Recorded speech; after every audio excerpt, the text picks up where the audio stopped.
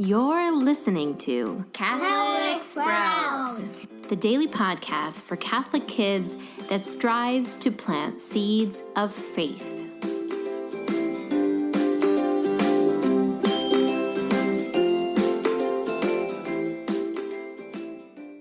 Hey there, Sprouts. Today is Monday, September 30th, 2019. It is also the feast day of a doctor of the church, Saint Jerome. This week on the Catholic Sprouts podcast, we are going to turn our attention to the Holy Bible, to Scripture, so that we might understand better why we have the Bible, what we should do with it, and how it can transform us. So today, let's start with our patron of the day, Saint Jerome. Now, St. Jerome lived a long time ago. In fact, he lived in the 300s and 400s, so a very long time ago. One of the things that St. Jerome is known for is he is the person that first translated the Bible into Latin. An interesting thing about the Bible is that as we talk about it this week, you're going to hear about how many different people wrote the Bible. Of course, God is the author of the Bible, but he used many different people to write the Bible. He used Moses centuries and centuries before Jesus was born. He used the evangelists, the four men that wrote the Gospels that were alive during the time of Jesus, and he even used people that lived after Jesus. So many different people, and as you can guess, many different people and many different languages. In fact, the original writing of the many books of the Bible were written in different languages. The New Testament was mostly written in Greek.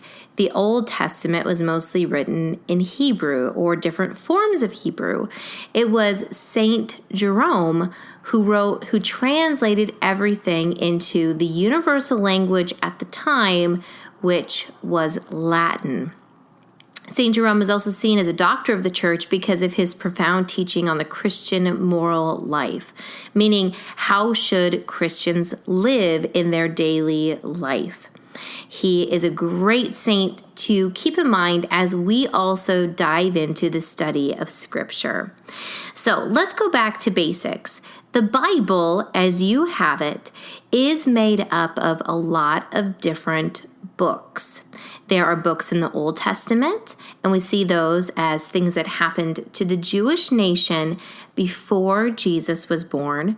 And then there are various books in the New Testament. And the New Testament begins with the birth of Jesus, includes his death and resurrection, and includes also writings to the early church. So that is the general setup of the Bible. But within those books, there are many different types of writing. There are stories, direct chronicles of what happened. There is also poetry included in the Bible. Along with that, there's myth, meaning stories that aren't necessarily meant to portray exact fact, but are instead meant to portray important ideas or messages. Included in the Bible, there's also law. There's entire books in the Old Testament that just detail the laws that governed Jewish life. There is also prophetic books in the Bible, meaning books that prophesy things to come.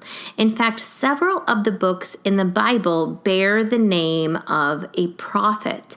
There is a book of Isaiah and the book of Micah, to name a couple. These were prophets sent by God to give a specific message to the Jewish people, and what they preached and told the people was recorded in the Bible in a book that bears their name. So, in a way, the Bible is not just a book. The Bible itself is a library. A lot of times we see that Bible sitting on our shelf and we think it's just one book, that perhaps we should be able to open up the first page and just start reading. Well, you could do that, but it wouldn't probably be very easy to do, and it wouldn't make a ton of sense. In the same way that you can't walk into a library and pick the first book off the shelf and just start reading down the shelf. There isn't necessarily a clear connection between the books. Things are organized for a reason, but sometimes we need a little bit of help to understand that. We also need help knowing where to start.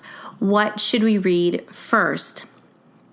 And so this is where our wonderful church comes into play. Scripture is so important, and Scripture is for everyone, and Scripture serves as the absolute basis for every single thing that we believe. But it is our church that helps direct us in what to read and how to understand this. Each time we go to Mass, there are specific readings picked out for us to read, contemplate, and learn about during that Mass. Most Masses have a first reading, which comes from the Old Testament, a psalm, which comes from the book of Psalms, which David the king wrote part of. We also have a second reading at Sunday Masses, and this comes from generally an epistle of St. Paul. And then finally, at every Mass, there is a reading from the Holy Gospel, which chronicles the life, death, and resurrection of Jesus Christ. These readings are specifically picked so that we might see the connections across Old and New Testaments, and that we might be able to understand the liturgical season that we are in. But as we will talk about this week, Mass is not the only place that we should encounter Scripture. Scripture is a beautiful way to pray, and it also is a wonderful way to listen to God's words directly for us.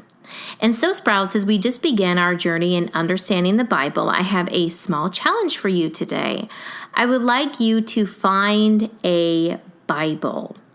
Now, if your family has a Bible, that's wonderful. But what I would like you to try, maybe it's going to take some time, but I would like you to try to find your very own copy of the Bible. The Bible comes in lots of different forms. I've even seen comic book Bibles out there. You and your parents can discern which is the best one for you, but really strive to find your own Bible. The Bible is God's own word given as a gift to us, and you are not too young to start enjoying that word. So go, find, and claim your very own Bible. That's it for Catholic Sprouts today. We'll be back tomorrow, but until then, continue to grow in your faith and truly sprout into the beautiful creation that God intended you to be.